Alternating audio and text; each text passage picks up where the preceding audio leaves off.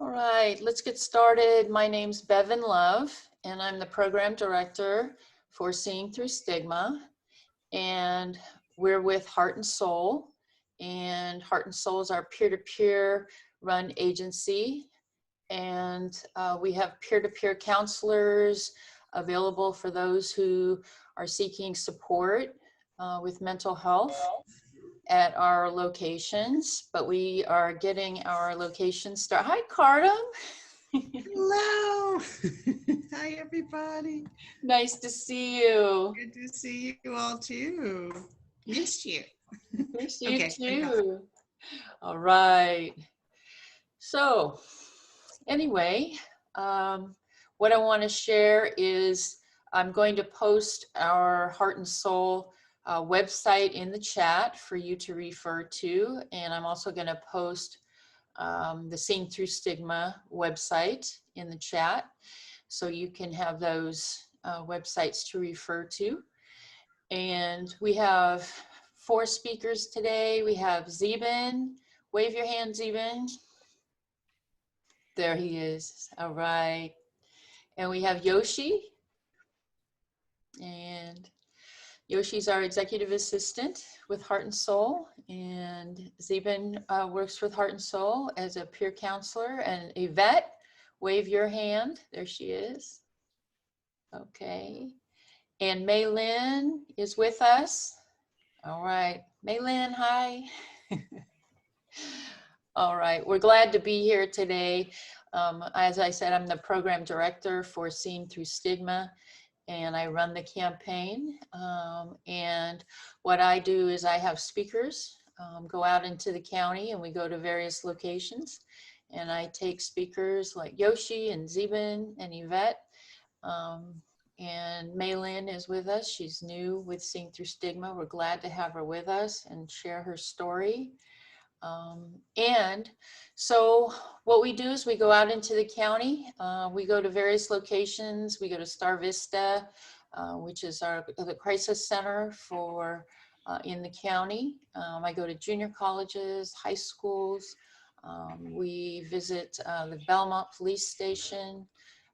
We go all over to in locations in San Mateo County. And I take people out into the county, just like our panelists today, and share our stories. And sometimes the best way for folks to learn about mental health and share about mental health and get the dialogue going about mental health is to visit panels and hear stories about what people have gone through. From where they started from the beginning and where they moved through their journey and what we do today for our wellness.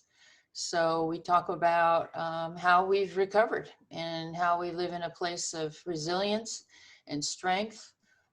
Some of us do various things. We get jobs, we get go back to school, we get housing. And we pick up hobbies that we like to do. We get well. And some of us, for instance, mine is gardening. That's one of my favorite things to do. And we're going to talk about some of those tools that we use today and how we got well and what happened for us and our stories. And I've been working with Xibin and Yoshie and Yvette for a couple of years now. It's been going on a couple of years. So it's a pleasure to have them with us. And MayLynn, we're really excited to have you on a Seeing Through Stigma panel. I know you've spoken in various places on panels, and it's just a pleasure to have you join in with us. So I want to get started, and what I want to mention is I have a survey in the chat for you to fill out. It's a demographic. And then I also have an evaluation. So you can evaluate how we are at the end of the panel. So those are voluntary, of course, but we like to know who's here with us. So what we're going to do is I have these speakers with us, 4 speakers, and they're going to share their stories, and then we're going to open it up. And we're just going to have dialogue. And questions, comments, you know, what you would like to ask the speakers. It's your time, it's your panel. We enjoy hearing from you. And if you're here for learning, that's great too, but we want to welcome you to share with us. So what I want to do is get started. Yoshie, you wanted to get started today, correct? For the first one? That's right. You had me as the first speaker. Okay, well, you're on.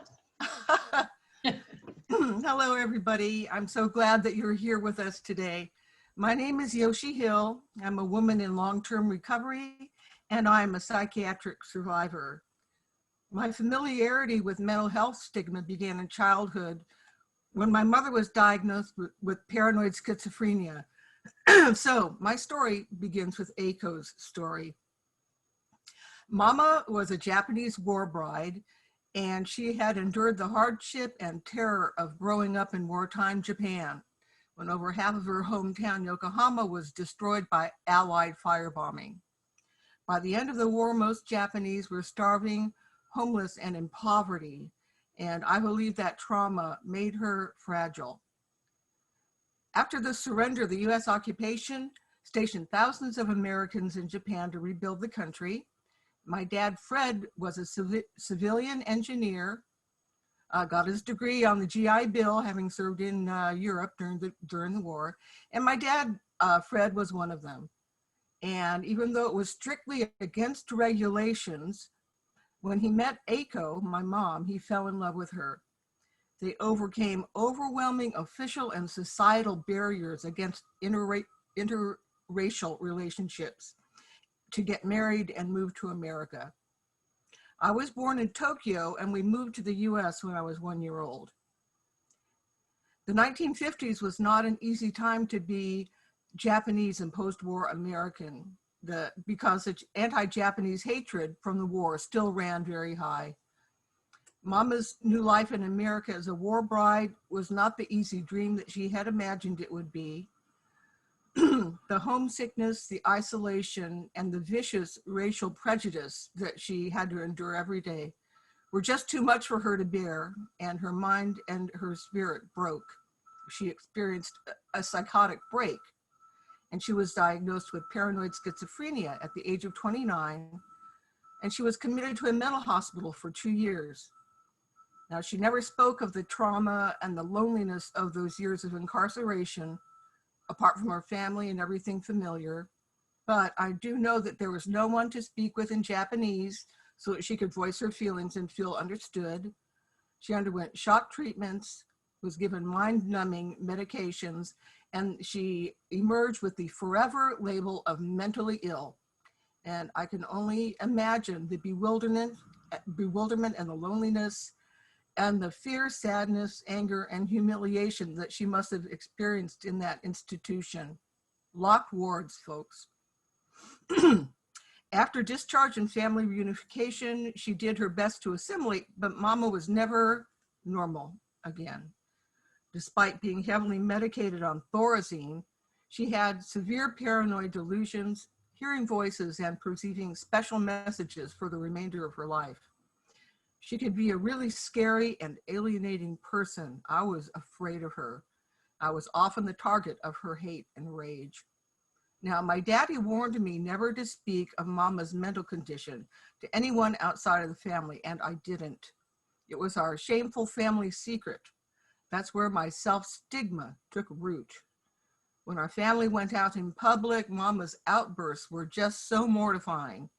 People would stare, they would shun us. Of course, they may have also been staring because there were no Asian people in that part of New Jersey where we lived, but they would make the familiar cuckoo gesture. I'm sure you're all familiar with this. It was full stigma in action every time we went anywhere with Mama. There was no mental health community to support my mother and give her a sense of acceptance in a hostile environment. And there was no counseling or support offered to me or my sister to help us work through the ramifications of our family's terrible secret. I became a really peculiar, silent, hermit-like kid, and sometimes I would go days without talking. I knew that I was seeing and hearing things that others did not perceive, but I never spoke of it to anyone. I'd seen what happens when you're labeled mentally ill. They took you away from your family and locked you up. So again, I kept that a secret. I grew up with a double stigma of mama's mental illness and of anti-Asian bullying as a biracial child. Walking home from school was the worst. I was taunted with every imaginable Asian racial slur. I was spat on, and I was hit so hard that it left bruises. When I told Daddy about it, he had no empathy or reassurance to offer. All he had to say was, well, you have to remember, you're not white. As if being abused was normal and had to be tolerated. No one was coming to my defense. Mama was also shunned by most of the white housewives in our New Jersey neighborhood, who referred to her as the Jap geisha girl, which in their lingo meant prostitute. At the age of 8, I made the conscious decision not to feel anymore. It just hurt too much.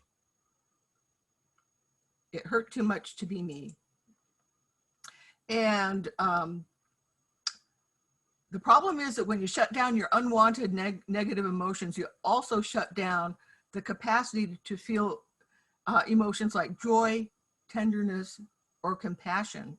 And really, I became numb, which it's the hallmark of depression that persisted for decades. I was actually miserable, but I was in denial. As an adult, I was finally diagnosed with chronic depression with psychotic features. It had taken me decades to seek help.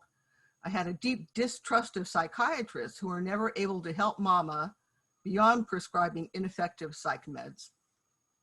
Along the way, I discovered alcohol. Drinking gave me temporary relief from my misery, and I quickly became a full-blown alcoholic. So ingrained was my self-stigma that I actually felt it was less shameful to be labeled as an alcoholic than to be labeled as a mental case. Alcoholism explained away my bizarre self-destructive behavior. I lost custody of my beautiful daughter, Mika. There were many attempts at rehab and sobriety followed by relapses, and I was on a downward spiral. I was going down the drain. I tried to suicide several times. After my last alcohol-fueled suicide attempt, I ended up in 3AB, the psych ward at San Mateo General Hospital. I had hit bottom. I was homeless, broke, and friendless. I had alienated anyone who had ever wanted to be close to me. I reluctantly accepted mental health support because really I had no place else to go but up. And notably, it was not until I started working on my mental health issues that I was able to remain sober and stop drinking for good. I now have 13 years of continuous sobriety. With the help of counselors, caseworkers, and therapists, I structured a new life and a new self from the inside out. I decided I was going to rebuild myself to be the person I really wanted to be, not anyone else's expectations. So I had never heard of mental health peer support until I discovered Heart and Soul. I began working there in 2015 as Cardam Harmon's assistant, a great job, my dream job. Learning about mental wellness and peer support has been really life-affirming for me. I've been empowered with new life skills that I had never imagined before, and also ways of thinking to manage my mental health challenges. My big mental wellness goal has been to emerge from numbness, to fully feel every emotion, the good, the bad, and the ugly, and to be able to express my feelings. With peer support, I was able to talk about my issues within a circle of trust with people who had overcome similar challenges. They were my role models in mental health recovery. They accepted me just as I am, no judgment. What a difference. I never experienced that before. When I felt heard, that's when the healing truly began. And what I experienced in peer support was unlike any interaction I'd ever had with a mental health clinician or a psychiatrist. I no longer felt isolated, stigmatized, and cut off from society. I didn't feel unwanted. I felt like I belonged someplace. And then when I learned that sharing my story of lived experience could help others, recovery gave meaning to my struggles. It's especially gratifying to advocate for the mental health community, people who are so often shunned, ignored, and unheard. The silent child found her voice. As I grew in self-understanding, I developed empathy and forgiveness for my mother. When Aiko died, I was unable to cry. Wondering why, I talked it out with a trusted colleague. Actually, it was Bevin Love, the director of Seeing Through Stigma. She just listened, and I talked it out. And what I discovered was, it had not been Mama's choice to have paranoid schizophrenia and make life hell for everyone around her. I'm sure she would have chosen a different life if it had been her choice. I envisioned what she must have been like before her psychotic break, when my dad first met her in Japan and fell in love with her. And she must have been a really extraordinary woman for him to go through all those hurdles to marry her and bring her to the States. And I looked at a picture of her at that time in her youth, and she was beautiful. She must have been really funny. She had the quizzical expression on her face, and she had really intelligent eyes and a face that was just so full of life. And she must have really been an extraordinary person. And my mother was very courageous to marry an American in a time when interracial marriage was frowned upon, to start a family, to uproot herself from her native birthplace, and to start over in an alien land. And how lonely she must have been. I was finally able to cry for my mother, to mourn her death, and to mourn the loss of the woman that she once was. So recovery has given me the gift of freedom. And at the age of 70, I feel I'm finally becoming the person I was meant to be. I've been able to create a healthy, joyful, and productive life, and I can give back to the community. I have a toolkit for mental stability. I have a happy marriage. I have safe and permanent housing, which is wonderful after being homeless. I have meaningful work that gives me a purpose in life. I no longer feel defined by a diagnosis, and I take pride in my unique Asian American heritage and my family's story. Recovery has given me hope. I now have an optimistic outlook, and I work toward positive outcomes in my life, my community, and my society. I'm living proof that recovery is real. I did not do it by myself. It takes a community. I'm hopeful for these changes: acceptance, inclusion, and dignity for those in the mental health community, growing connection, hope, and healing through the power of peer support for mental health, and a societal commitment to anti-racism and commitment to being an ally for all marginalized communities. Racism will end once we can all see each person in their humanity as individuals and listen to their lived experience without projecting assumptions based on race or culture. These changes may not happen in my lifetime, but I feel they are inevitable if we work for them together. Thank you for listening. Thank you, Yoshie. Thank you very much.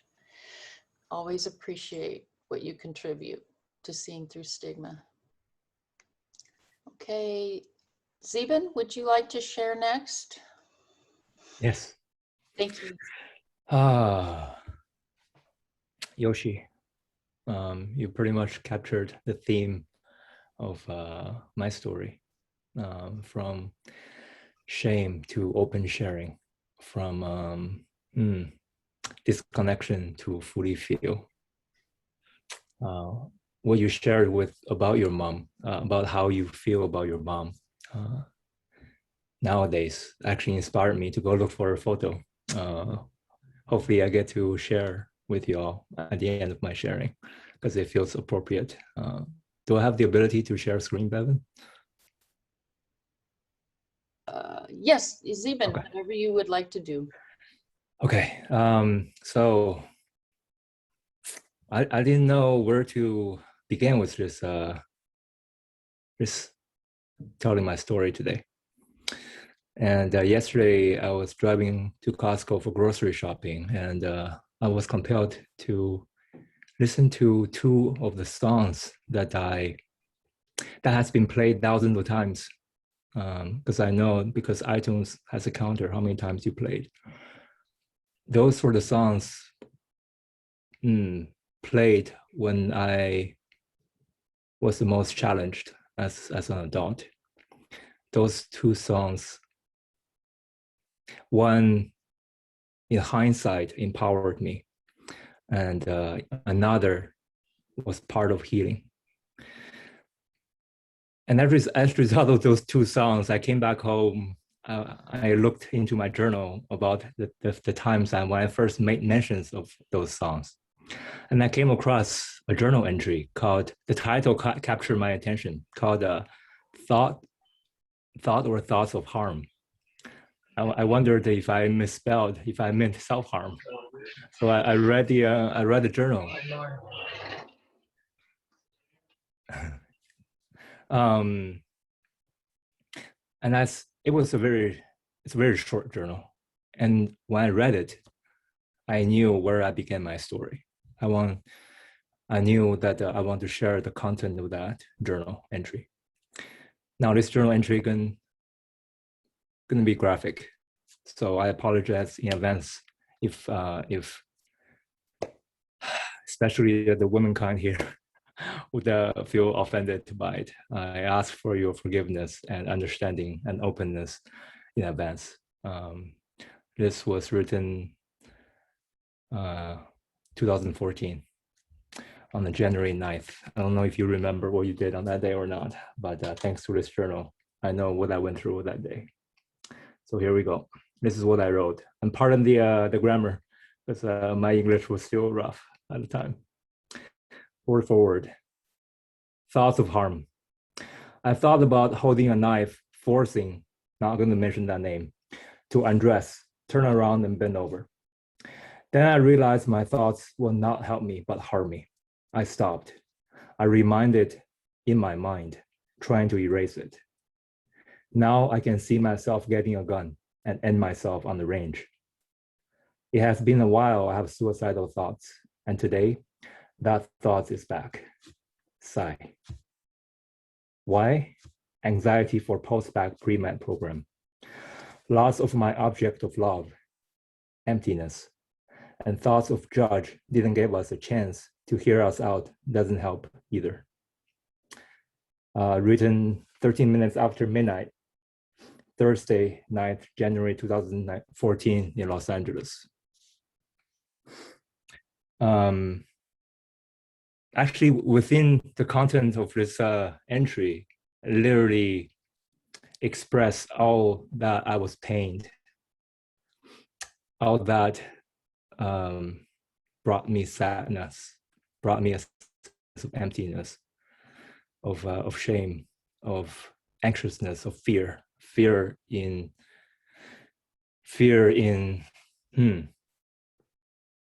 yeah. So let's parsec it of this what I mentioned in this journal entry to explore where my mind was and why it was such a dark time for me, why I was in so much pain, and I would consider myself in suffering at the time, and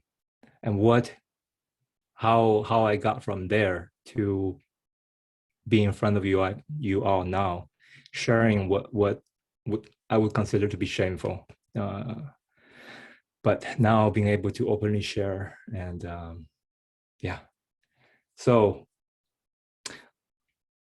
the first has to do with the loss of love, or in this case, unrequited love. That shows that I grew up learning from my parents, my caretakers, and what I see on TV, what I hear from those around me.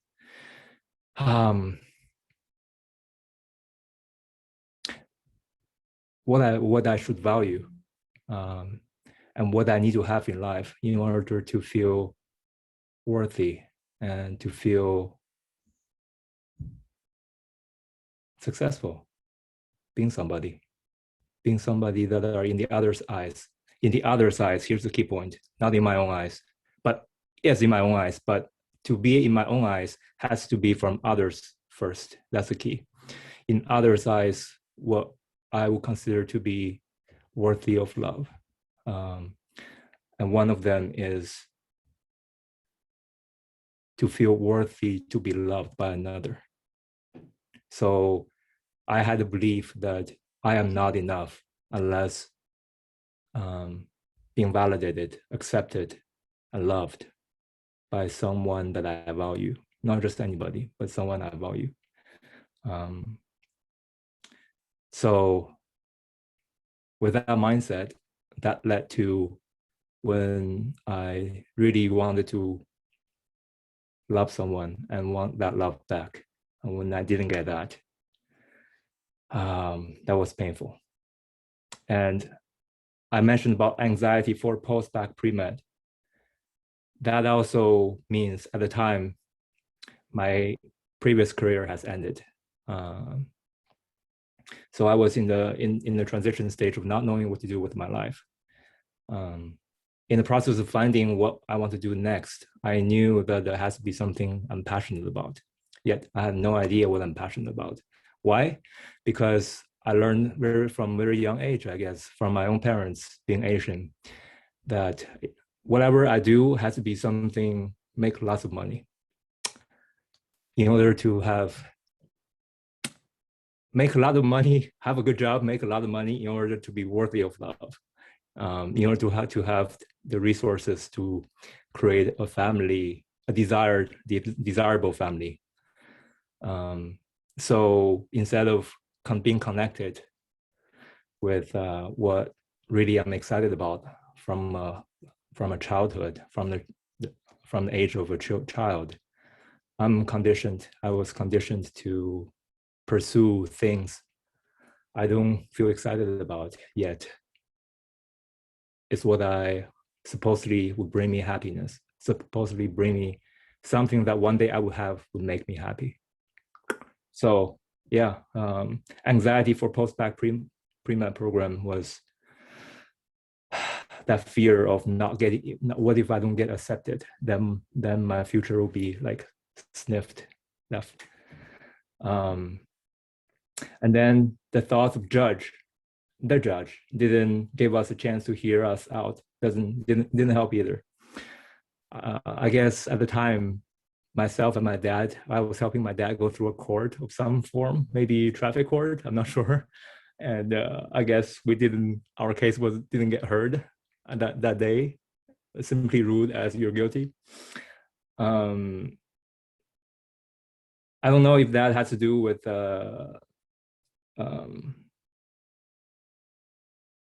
it's a sense of not being, I guess, heard, at least at a minimum. So not being heard in so many places within my own family by my parents, because my parents grew up in a era that in China, where survival is the, I guess survival is the main theme, not about thriving, not about, it's about surviving. So it's about making ends meet, not about emotional attunement, not about caring about how how their own emotional well-being are, and those around them. So that's not part of the love language I grew up within my own household. So I was not heard by my parents. I was not heard. I'm not hearing myself, because all the beliefs, all the definitions that I learned from the society, the culture, the time period I grew up in. What time is it by now? By the way, let me check. Do you want to go over? 37. Okay. Bevin, if you kindly remind me if there's 2 minutes left, it'd be great, really appreciate it, because I think I lost track of time. Okay. No problem. All right. Where am I? not hearing myself. And then experiencing on that day not being what I perceive to be not heard by judge. Judge might have a perfect valid reason why our case is apparently guilty. But from my own interpretation of not giving the chance to at least say something, maybe we did say something. I just didn't feel heard. I don't remember based on that brief journal entry. I didn't feel heard. So that added to that sense of aloneness, the sense of isolation, the sense of not belonging, I guess, or being rejected. When I had not seen with my own eyes that I am good enough, that I am worthy, I am deserving, simply because I exist. When I have not seen that being reflected to me growing up, all those events, situations, and my ideas, my thoughts was enough for me to feel like ending my life. It was too challenging. It was too scary. So in that moment, a quick end seems to be the easiest way out of emotional pain. Yeah. However, all those emotional pain did something. What comes to mind recently is someone mentioned, I think Eckhart Tolle 2 days ago. I was watching on YouTube.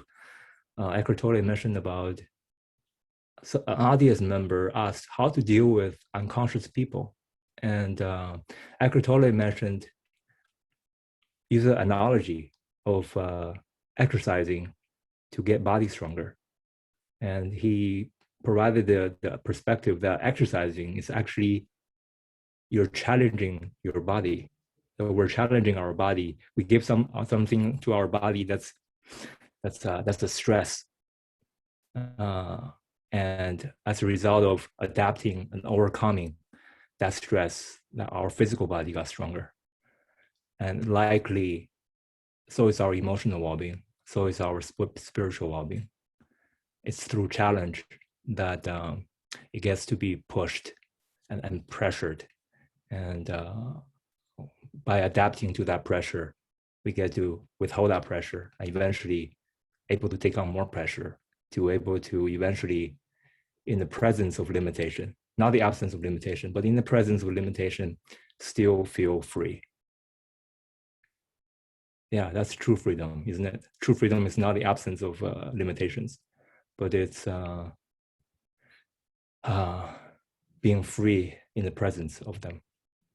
So in that sense, all those decades of negative experience, negative in the sense of not in terms of good or bad, but in terms of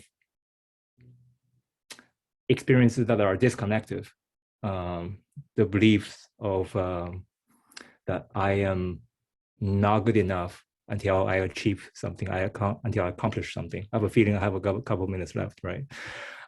Until I, that we are all separated from each other, that there's not enough resources, and there's only limited amount of resources, so that if I need to have more, that way, because if you have more, that means I have less. By all these beliefs, what they did for me is literally it's like a watermelon seed. If you were to squeeze a watermelon seed between your fingers, squeeze it as hard as you can, eventually it will come out somewhere. It can go up, it can go down, but eventually it will shoot out in a way totally unexpected. And that's when I realized all these so-called objectively undesirable experiences all served to wake me up through fierce grace, I guess you can call it, to know that the old way doesn't work, never worked, and I don't have life figured out. I don't know who I am, And the moment of that recognition was the moment that I began to have my mind, I guess, open enough to receive new information from different approaches, different ideas. Eventually led me to a card I wrote to my mom a month before Mother's Day, because in that moment I truly felt grateful to Mom. So I ordered a card that day to be sent by Mother's Day in May. So I'll share that screen.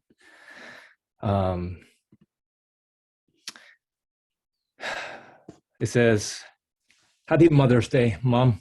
Thank you for giving birth to me. I couldn't have this amazing experience in this life without you and Dad.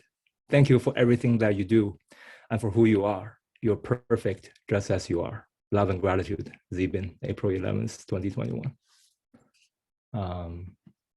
I hope what I'm sharing in ending is, it's not really what happens. It's about what you do with what happens. It's about the story that you tell yourself. It's the meaning that you assign to what happens. And what you put out, in this case, what I put out is what I get back. When I put out negative story, negative meaning, I get pain, I got sadness, I got sense of loneliness, rejection. When I put out a meaning, a definition that actually served me, then I feel I'll serve the purpose. All was well, all is well, and all going to be well. That I've been loved and supported unconditionally by life, by the universe, by the cosmos, by the divine, whatever you call it. Thank you for allowing me to share my story with you today. Thank you, Xibin. That was an excellent story. Thank you, Xibin. Thank you for your support with Seeing Through Stigma, always. Much appreciated. All right. It was wonderful. We're going to have Yvette share and then MayLynn, and then we'll open it up to everybody. Okay. Hi, everybody. My name is Yvette, and I am from Honolulu, Hawaii. I came here in 1989, and I came here to confront my mother about my adoption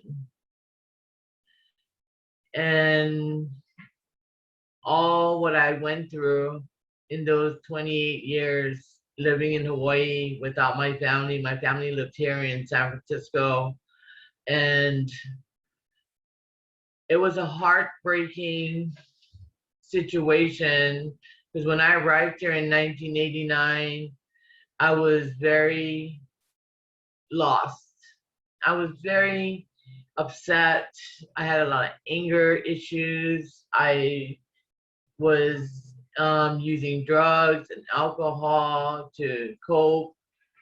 And I met my mom and they welcomed me into their home.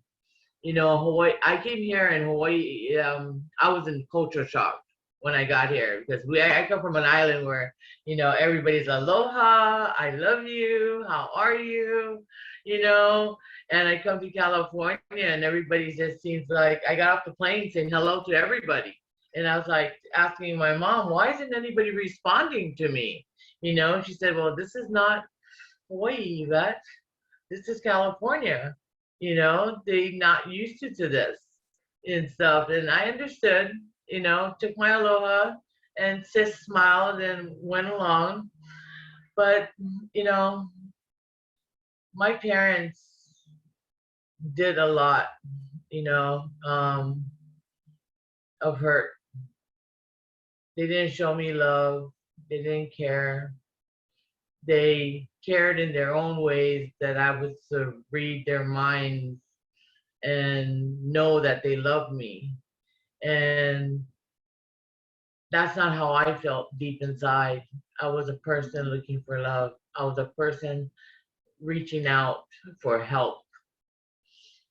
And in Hawaii, and the way we were raised is, you know, mental illness is not something you talk about. It's a hush hush thing. Keep it in your family. Think positive. They say think positive. Everything's going to be all right. You know, they'll feed you. They'll, you know, give you medication, you know, aspirin or something, just because they think that you have a cold or something. But I was suffering. I was literally suffering. I was a work in progress.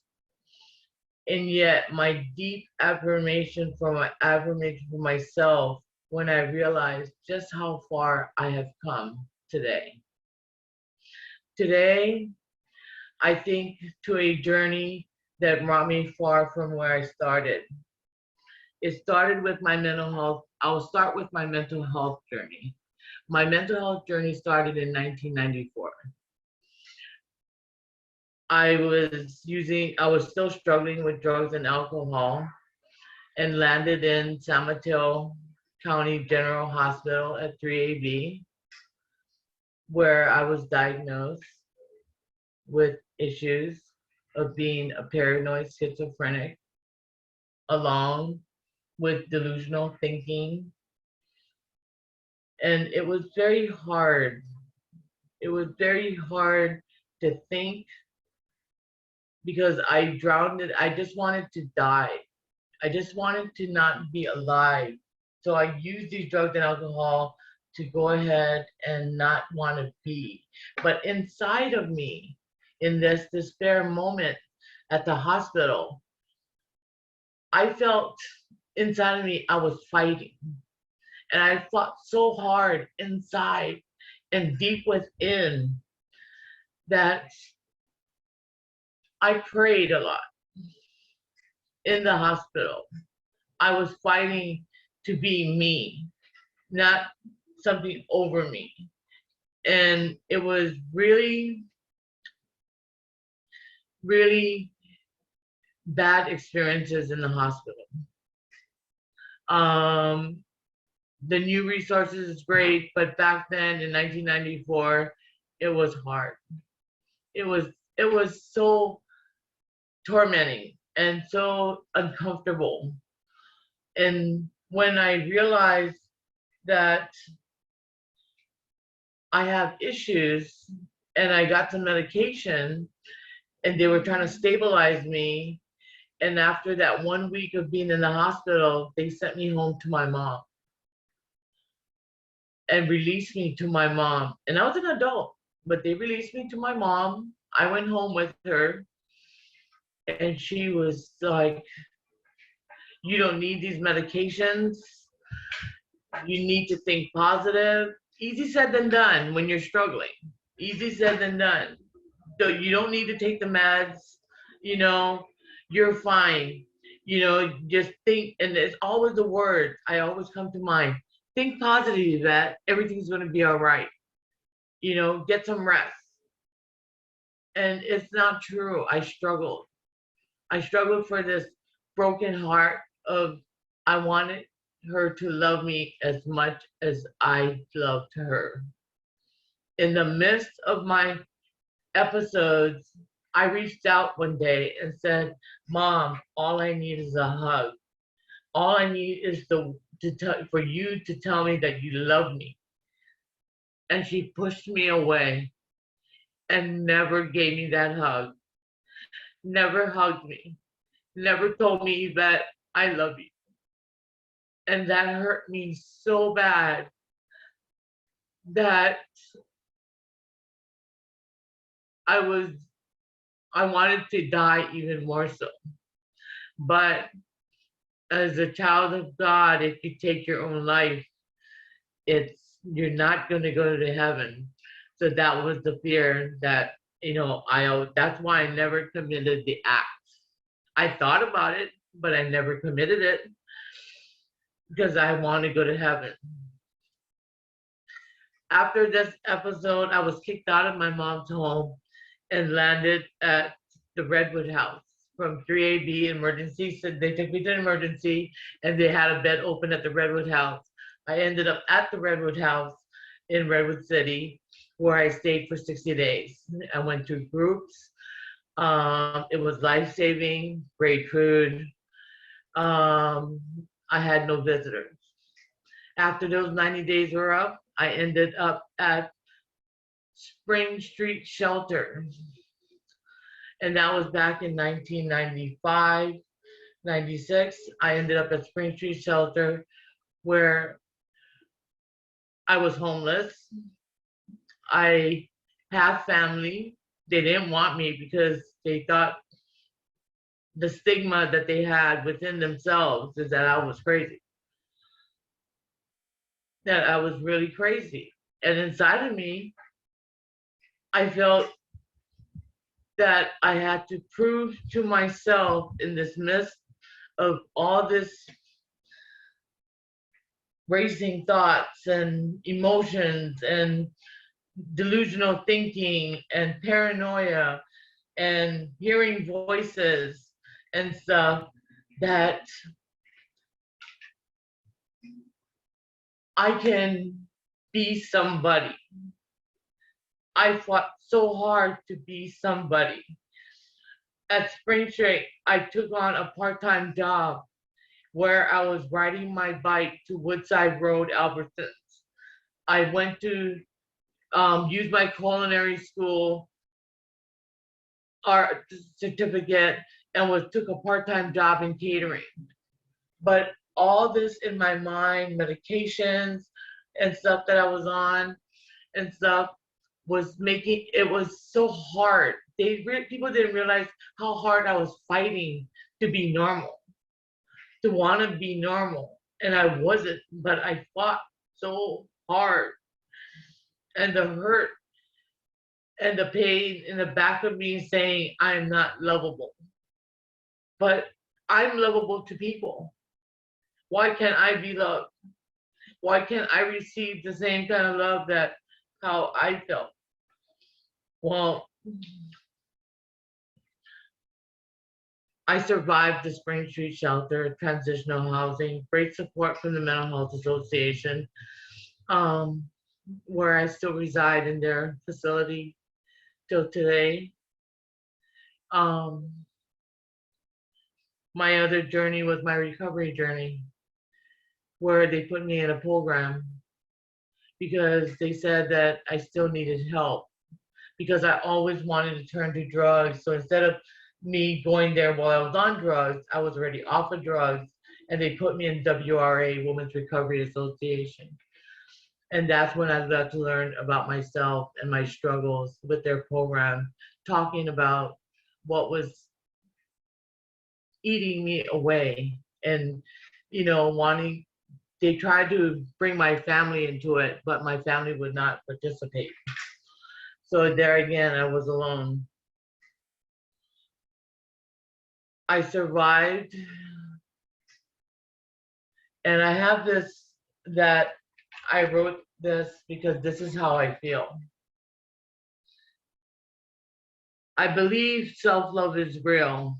Self-love is real because it fills me and inspires me to fill others. When I'm filled with this divine essence, I don't recognize my flaws in myself or others or nature. What a marvelous way to dwell in self-love is to accept our tribulations and to love your flaws and laugh at the mystery of it all. No one really knows why, but this is what makes life worth living. What is in the now, and now is all we have. Self-love when things go wrong or negative.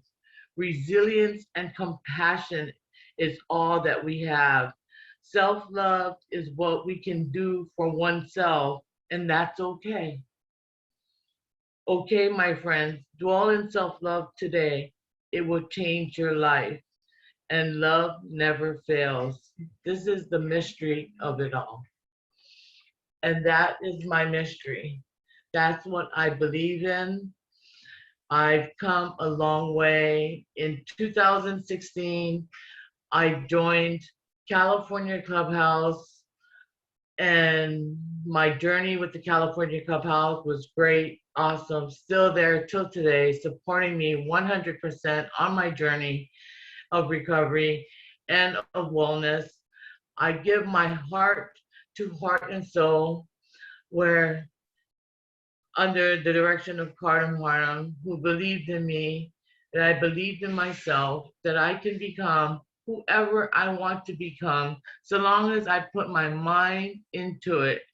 I can do anything that is possible, even overcome my mental health issues. They'll never go away. Trust me, they'll never go away, but I can cope. I know how to cope. I know how to utilize. I know how to, my community with the Total Wellness Club, Coffee Chat, with the agency, I've come a long way. In 2016, and California Clubhouse sent me to, Bevin, am I running out of time?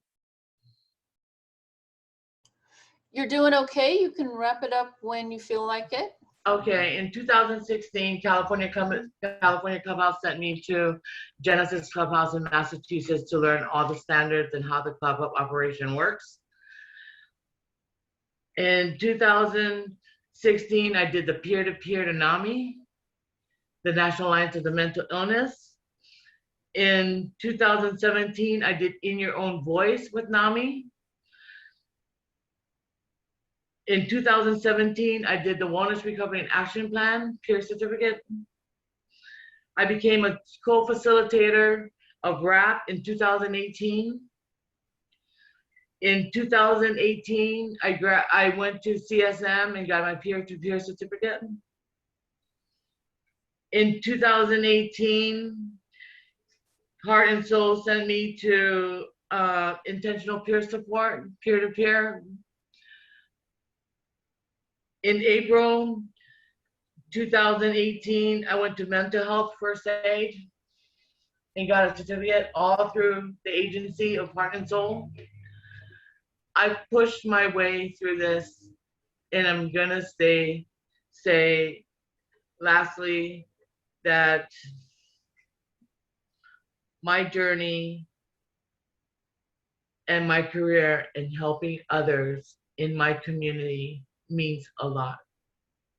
From the bottom of my heart to each and every one of you on Zoom today, I thank you for hearing my story out.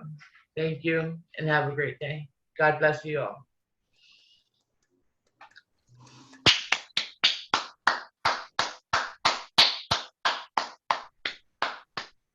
Thank you, Yvette. Thank you, Yvette. That was a beautiful story. I loved hearing your experience. Thank you, Iris. Thank you, Yvette. Always thank you for your support with Seeing Through Thank Stigma. you, Bevin. I know you've been through a lot, so I appreciate you being here today with all of us. Okay, MayLynn, would you like to share for about 12 minutes?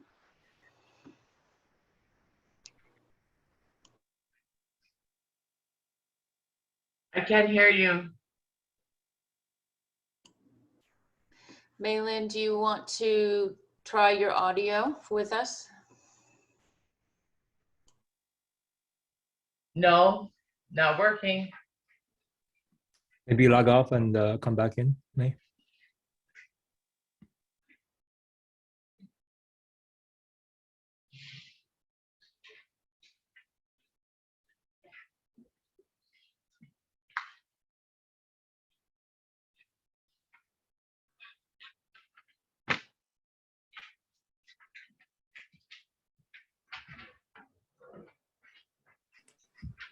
Can you hear me?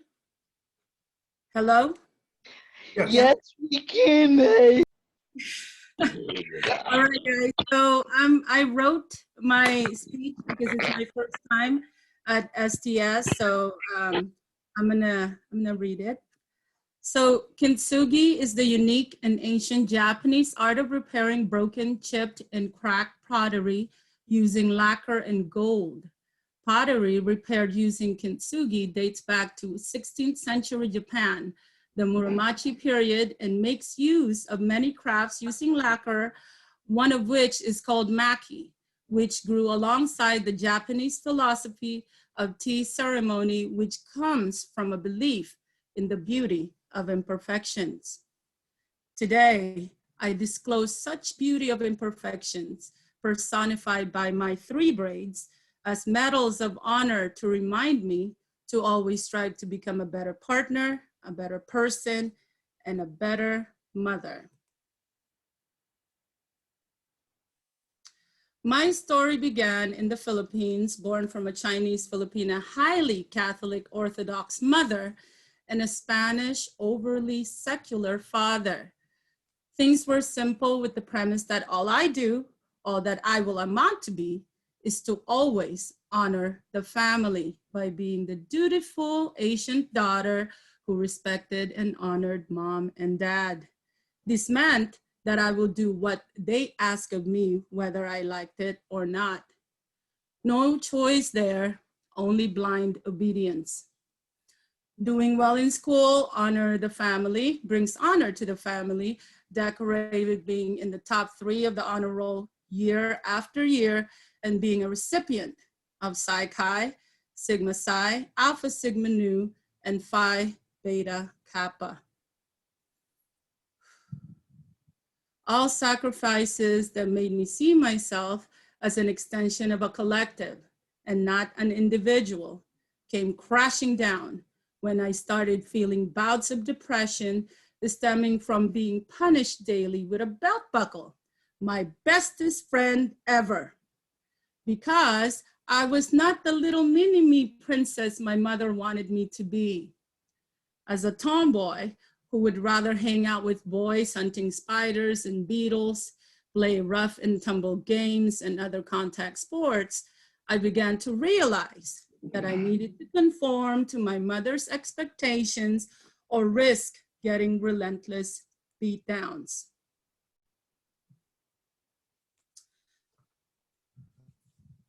Immigrating to America was a relief because after Milpitas police rescued me from another beatdown, Mom ceased all hittings as she began devoutly praying novenas after novenas to get the boyishness out of me. Boy, I swallowed a boatload of wafers chased with holy water. Prayed tons of Our Father, who art in heaven, and millions of Hail Mary, full of grace, the Lord is with you. All so that I can fulfill my mother's wish for grandchildren who will surely honor the family. After all, children are our future. Teach them well and let them lead the way. That way led me to guilt and self-hatred. My first braid begins to form as immaturity made me a super awful partner, to which I lost my very first boy toy, who hanged himself in the backyard, which culminated to my first suicide attempt with pills, resulting to a 5150. While in the hospital, I was awakened by a man's hand on my breasts, to which I gave out screams and cries for help. The nurse who admitted me the night before came, and I hugged her so tightly with all my might, and as I tearfully explained the situation, she responded by taking my hands, handing them to the orderlies who shackled me on my bed. I have never cried so hard and so painfully. When tears subsided because there's no more to flow, I realized that I was not seen as the victim. I was the mentally ill who was acting hysterically and thus must be handled with force. Force seemed to be a motivating factor for me when a man I took a ride with at age 17 demanded for me to pay for my ride by having sex with him. I vehemently refused, to which he responded that he will take me to Milpitas Hills to rape and kill me there. Being a virgin, I prayed for God to forgive me as I commit my second suicide attempt, jumping out of a car, going at least 65 miles per hour with a drunk driver on northbound 680. Such forceful helplessness and hopelessness driving me to another suicide attempt fashioned my second braid. Yet my guilt as a Catholic for disregarding the sanctity of life worsened as I was coerced to have an abortion to save me from a lifelong relationship with a partner who was battering me. Kicks, punches, pushing, and having me isolated from my family and friends while being pregnant. My abortion created my third braid. These 3 braids I wear as twisted reminders of the traumatic experiences that I have overcome and the beauty and the strength, the resilience from which 3 groups of strands intertwined. I carry within me as I embrace and accept full-heartedly the trauma-transformed self that I am now and the importance of self-improvement. Being a better partner, being a better person who now believes in loving the self rather than hurting it, as well as being a better mother whose world revolves around my son who's my hope, my future, my love. My name is MayLynn Castañeto. It is my distinct honor to share this space with you. Right. Great word. Yay. Thank you, MayLynn. Thank you. Welcome to Seeing Through Stigma. Thank you. All right. We're now going to open up our presentation for you for comments, questions, anything you would like to share today. Welcome.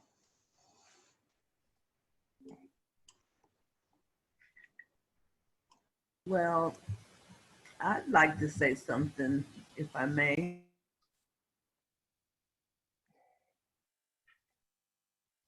You're muted. Yeah, I just unmuted myself. One thing that really stood out for me through all of the stories, starting with Yoshie down to the very last story, was how you longed to be loved, how you wanted love so bad, but all that you could see, you know, in all the stories, there was a lot of darkness, you know, just a lot of sadness and a lot of darkness.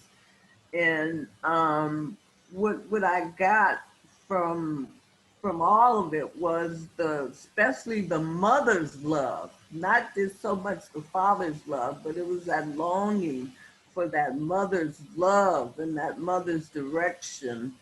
And I just got that from all of you, how much, you know, you longed for love in your life. And that didn't always happen, you know? So thank you all for sharing your stories. I mean, I feel so full of emotion right now from all of your stories and all of your shares. And I know that, you know, it takes a lot to bear your heart like that and put your life and your story out there. So thanks, because it really helped me today. It really did. It gave me power and strength to remember that the only love that I have is my self-love and the love that comes from above. And that's all I need. So I'm done. Thank you, Deborah. You're welcome. You hear, Deborah? All that sharing encompassed right there, in essence. Thank you. Yeah. Love.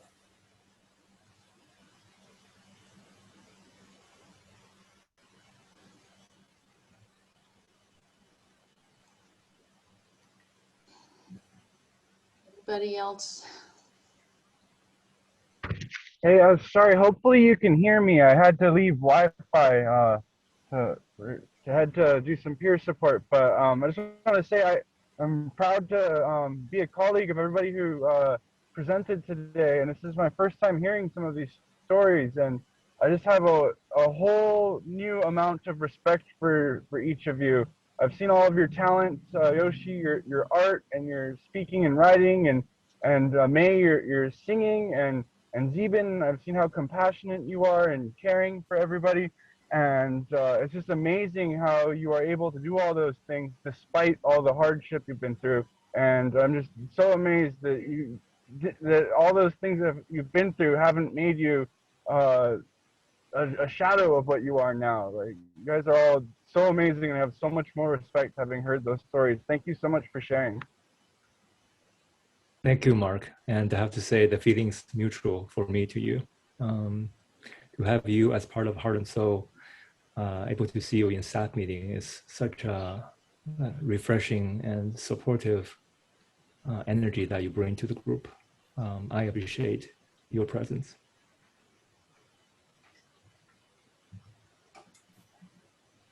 Yeah, thank you so much for all of your shares. They touch me in each and individual ways, and I just feel, it just feels so beautiful to hear all of you, and I feel like I'm just a better person as a result of hearing each of your courageous, beautiful, thoughtful, deep, joy-filled shares that I'm just so amazed. You're just amazing people. And I'm just really grateful to be here. Thanks for having me, and really hope everyone has a good day. Wow. Those stories were very positive and heartwarming too.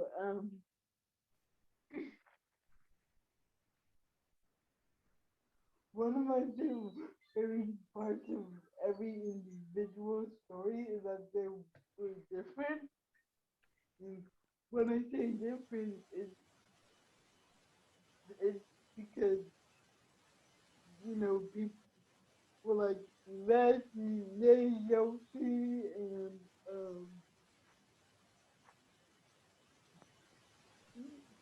and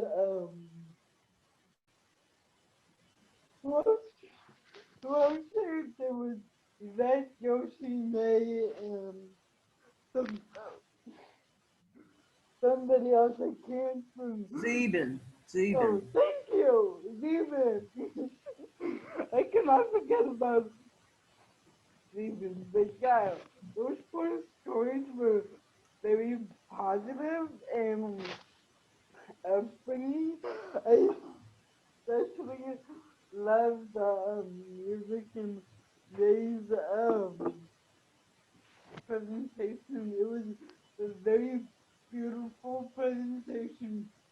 Ray, I'm honored to hear what you had to say, and I'm also honored to hear you, Yvette, and you, Yoshie, and also you, Stephen. I'm just so happy that I got to know like all of you, and yeah, I'm just gonna stop there.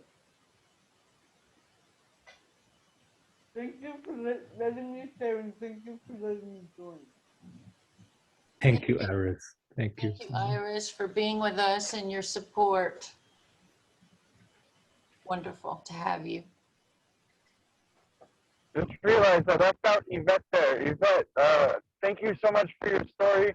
And I'm just so amazed at all the all the good that you're able to do despite what you've been through. I've seen you at the total wellness clubs and the centers before the pandemic, and it's really inspiring seeing all the good you're doing despite everything you've been through, Yvette. Thank you, Mark. And I just wanted to piggyback on Mark's remark. Yvette, you are one of the finest cooks I have ever met. And the way that you spread so much joy through the bridge of food and your kind heart, it just means so much the way that you share that with anybody. I do. And I I do. love you for that. Thank you, Yoshie. I love you back. I love everybody, everyone. Oh my God, much love, much love. Can I say a word or two?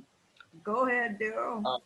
By the grace of a loving God, I want to thank each and every one of you for being able to be so resilient and speaking from your heart about the trials and tribulations that you have gone through and made your life possible to do whatever it is that you want to do and that you are doing. And I am grateful to be able to say that I know you and that I see the power in you, that you are stretching out amongst the world. Okay, it's not just the people that we're working with, it's the people throughout this whole nation that gets the opportunity to see something that is growing from each and every one of you. And I am grateful to be a part and parcel of that. And for stigma to be broken by the way that we come together and let one know that, hey, I am somebody. Yes, I've been through trials and tribulations, and I am grateful to be able to tell you that you can do better too. And y'all did that just so gracefully to let people know that it can be done. We all been through some major situations, and we all have overpowered them and said that I will not let it overpower me. And I want to thank from the bottom of my heart, Bevin, I want to thank you for empowering people to bring out what is in their heart and in their minds that they have not been able to tell others that they can make it too. Thank y'all for being who you are and what God has made you to become. Peace, love, and happiness. Word. Thank you, Daryl. Much love, dude. Right on, Daryl. We don't want to forget Bevin. You know, Bevin is the one that put this whole seeing through stigma stories together. So let's not forget Bevin. You know, I did not. I hope you heard that. No, I did hear you. I did hear you, but I just was saying it over again because nobody had said it, and I had already thought it, but then Daryl said it. So don't matter. It got said. That's the main thing. It's from the heart. Yeah, it's all like Daryl said. It's from the heart, and we thank you, Bevin. We really do, and keep up the good work. You know, this stigma is really coming out in all kinds of ways right now, you know, and I like the work that you're doing with the police department. That really is good work, and we really do appreciate what you're doing.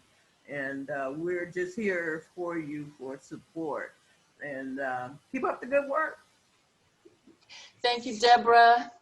I've known Deborah for years now, from the very beginning. Yeah, well, I'm back. And on our board. I so appreciate that. I think about that a lot. Yeah. That you're on the board. Yeah, it's a good thing I'm on the board, really, because I am a participant. So I know what it feels like, you know, so therefore I know what to look out for, you know. So I'm looking out for the participants. Thank you, Deborah. Bevin? Bevin? Uh-oh. Can you guys hear me? Yeah. Now we can. Okay, great. It's just such an honor to spend this time with you all right now in this way. And I tell you, when I'm listening to the stories, the things that I heard, I just want to say you guys are alchemists. Like, you have transformed what was something negative into your superpower. You know, May, you were not protected, but you're one of the strongest advocates for the people that you serve and that you support, you know. And Yoshie, I have to agree with that. yes, yes, yes. And Yoshie, the alienation you were that you received as a child, you are so inclusive. I mean, the way that you would make Christmas stockings for everybody and remembering everybody's birthday and making everyone feel special, you know. So just to transmute something that was done to you and make it something that is your gift to other people is so powerful. Yvette, you're such a love bug and it's amazing. Oh, I don't know. Can you guys still hear me? Yeah. Okay. I know I freeze sometimes. Yvette, I was just going to say, you're one of the most loving people. And even if you didn't receive love from your family,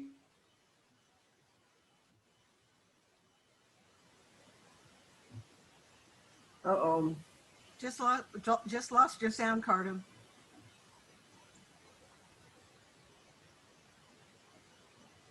can you guys hear me? There you go. Picking up. Okay. I said, Yvette, you are love. You're the love you've been looking for because you give it to everyone.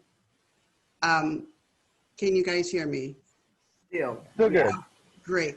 I'm sorry, I have to keep asking because your faces freeze and then that makes me feel like maybe I'm frozen too. And Xibin, I just wanted to say too, you know, you're being misunderstood and not being surrounded in that love foundationally. You have so much compassion and so much empathy and understanding for those around you. And so that thing that was your harm, that you all experienced as your harm, you've made it the gift to give back to the world. And you all are amazing. You're angels. So thank you. Thank you. And Bevin, yes, the power of holding these stories and creating space for people to be heard and to speak is one of the most generous things you can do. And you do it with grace and so well. And I love your introductions always. Thank you. Thank you, Cardum. Thank you, Cardum. Thank you, Cardum. Based on all the feedback in the chat box and the open sharing here, I got the sense that what we shared is just different expressions of this challenge that we're all going through. So I honor each of you as being the hero and the heroine in your own story, in your own journey. Thank you for being here, and thank you for allowing me to tell my story, and thank you for giving me your support and letting me know how my sharing make a difference for you. And in turn, I get to feel that we're all connected. We're all doing this together. We're all evolving, growing, and progressing in the same direction towards greater love, greater acceptance, and greater openness and authenticity. This is such an exciting time to be in. Not to just simply reap the reward, but in the trenches, making it happen ourselves. Thank you. Thank you, Xibin. Thank I'm you, gonna send a Xibin. direct message. Okay. if anybody else wants to share before we close out of our Seeing Through Stigma panel. As a reminder, I'm going to post the evaluation for you for today and the demographic. I'm going to do that in one moment. Bevin, is it okay if I make some? Of course, Sylvia. Hi, Bevin. Hi, everyone. I just want to say thank you all to all the speakers and to everyone who made really supportive comments. I just feel so much love and community in this room. I think Brenda was saying, I agree with what Brenda was saying. I just feel like a better person. And I feel like you all have just made us not only, at least I'll speak for myself, I feel like a better person, and I feel like I'm part of an even better community. You know, you're really building this community that sees us as human beings first. And, you know, as, you know, I really love what Carden was saying, you know, the mental health conditions and issues that we face, they're our strengths, they're part of us. They definitely don't define us, but they're definitely gifts that we offer to the world. So thank you all for speaking. I'm so uplifted, and I feel like I'll carry this throughout the day, throughout the rest of the month. And thank you for this gift for me. And I'm sure that for many others too. Thank you, Sylvia, and all your work, everything you've done this month. Wow. It's an honor to work with you and be with you this month. Thank you, Bevin. Thank you, everyone. Thank you. All right. Well, we are right at 1:30. Okay. I appreciate all of you.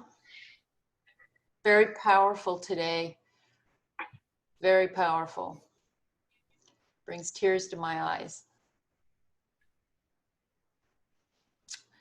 Okay, everyone, so appreciated. I just want to say, have the best rest of your day.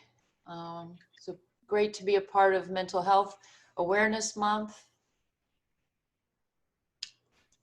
Anybody else for any last comments before we close out our wonderful presentation?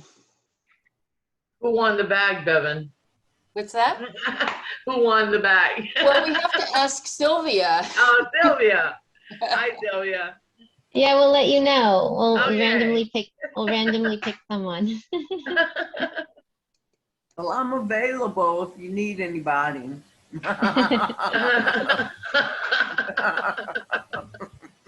Take care, everyone. Bye-bye. Beautiful Bye-bye. day. Bye, everybody. Thank you. So happy to walk the path. Thank you with for having me. Thank Bye. you, Iris, for being here. Bye, everybody. Thank you.